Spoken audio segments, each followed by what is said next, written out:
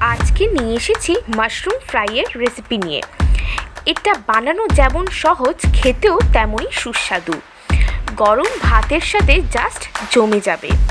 ভিডিওটা শুরু থেকে শেষ অবধি অবশ্যই দেখবেন, আর ভালো লাগলে অবশ্যই একটা লাইক এবং সকলের সাথে শেয়ার করবার অনুরোধ রইল।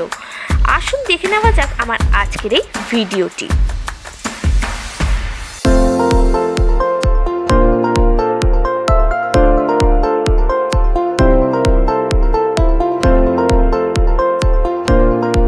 মাশরুম ফ্রাই তৈরি করবার জন্য সবার প্রথমে আমি নিয়ে নিয়েছি মাশরুমগুলো বাজারে কিনতে পাওয়া যায়।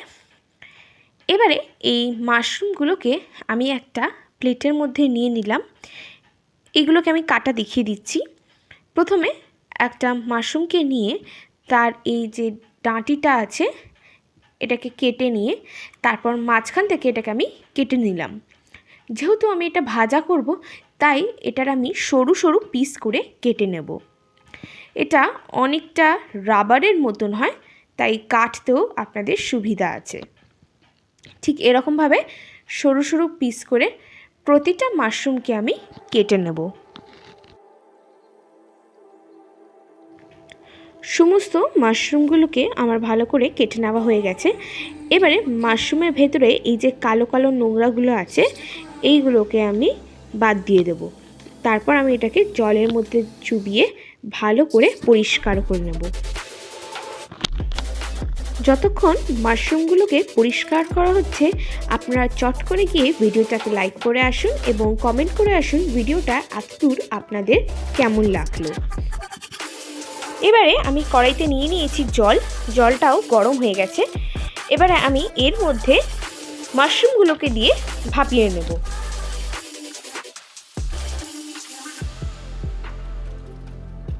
মাশরুমটা ভাপানো হয়ে গেছে। এবারে আমি এটাকে ছেঁকে নেব। এবারে কড়াইয়ের মধ্যে দিয়ে দিয়েছি সর্ষের তেল গরম হয়ে গেছে। তেলের উপরে আমি দিয়ে দিচ্ছি দুটো মিডিয়াম সাইজের পেঁয়াজ কুচিটাকে দিয়ে এবারে এটাকে আমি হালকা লাল লাল করে ফ্রাই করে নেব। পেঁয়াজটাকে এরকমভাবে হালকা করে ফ্রাই করে নেওয়ার পর এবারে আমি এর মধ্যে অ্যাড করে দিচ্ছি আলুটাকে আমি ঠিক এরকমভাবে লম্বা লম্বা করে কেটে নিয়েছি। ঠিক আলু ভাজার আলু ঠিক যেরকমভাবে কাটা হয় ওরকমভাবে কেটে নিয়েছি। আপনারা চাইলে আলুটাকে অ্যাভয়েডও করতে পারেন, কিন্তু সেই ক্ষেত্রে আপনারা এই সময় মাশরুমটাকে দিয়ে দিতে পারেন।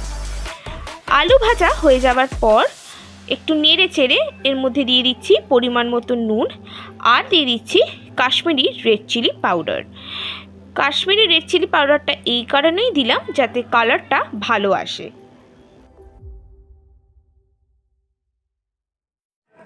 এবারে এর মধ্যে আমি অ্যাড করে দিচ্ছি হলুদের গুঁড়ো।